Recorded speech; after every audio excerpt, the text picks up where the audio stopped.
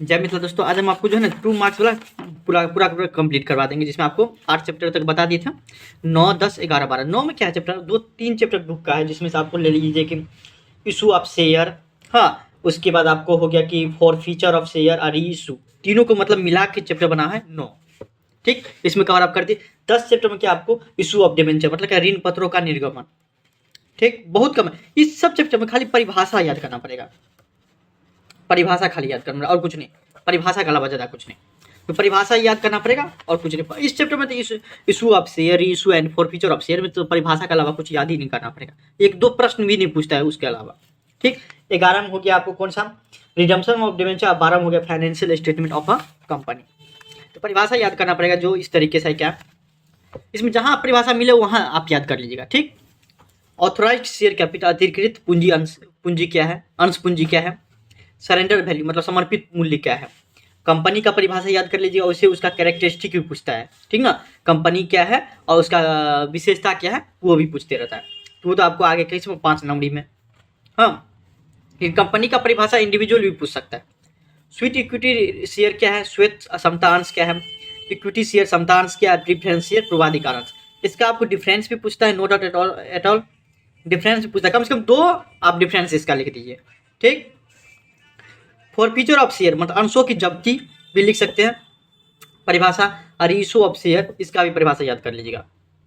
ठीक, issued capital निर्गमित पूंजी, शेयर मतलब अंश क्या होता है, पेड अप कैपिटल, और प्राइवेट कंपनी क्या होता है इसका आप ये कर लीजिएगा, परिभाषा याद कर लीजिएगा।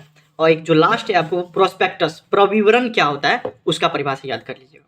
ठीक, हम बोले हुए थे कंपनी क्या होता है ये और उसका कैरेक्टरिस्टिक, ये 2 मार्क्स में भी पूछ देते रहता, पूछा था। 5 मार्क्स में तो अभी आज तक नहीं पूछा, लेकिन 2 मार्क्स में जो आपको है 19 में भी 21, 23 मतलब क्या पूछते रहता है आपको।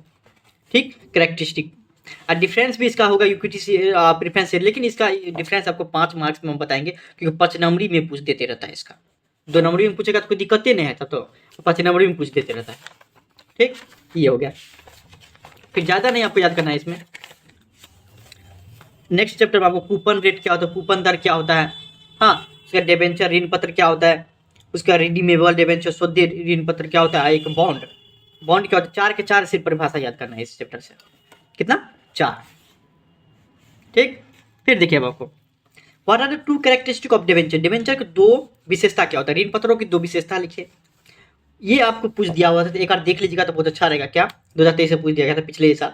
What is loss on issue of debenture, ऋण पत्रों के जारी करने पर हानि क्या है।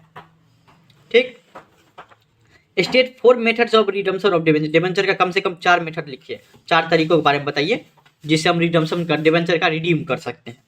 ठीक, उसके बाद आपको याद परिभाषा याद करना पड़ेगा, करेंट एसेट्स, ऑपरेटिंग साइकिल और कंटिजेंट लायबिलिटी मतलब क्या, चालू संपत्ति क्या होता है, संचालन चक्र और आकस्मिक या संयोगिक दायित्व क्या होता है वो याद करना पड़ेगा।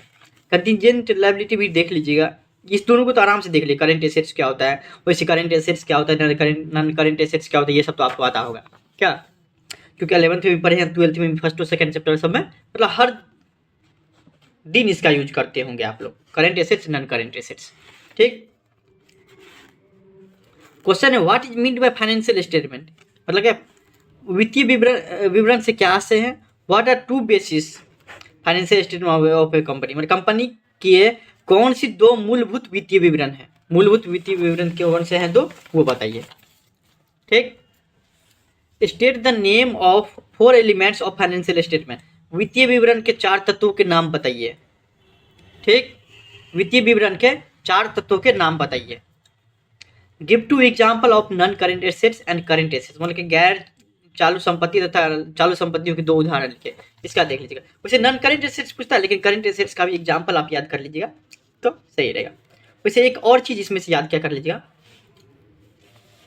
कि जैसे कि न्यू बैलेंस शीट देखे होंगे आप लोग, अगर पता होगा न्यू बैलेंस शीट, उसका हेड में क्या आता है, हाँ, करेंट एसेट्स के अंदर कितना आइटम आता है, हाँ, तो ये सब हेड क्या होता है ये देख लीजिएगा। तो 2 नंबर पूछ देते रहता है कभी कभी, देख लीजिएगा। ठीक है, नहीं तो इसके अलावा आपको देखने का कुछ भी जरूरत नहीं है आपको। ठीक, उसके अलावा आपको कुछ भी इस चैप्टर में मतलब क्या 4 चैप्टर में आपको देखने की जरूरत कुछ भी नहीं है। नेक्स्ट दिन आपको जो है ना एक ही वीडियो आएगा जिसमें आपको 13, 14, 15, 16 करके पूरा का पूरा खत्म कर देंगे।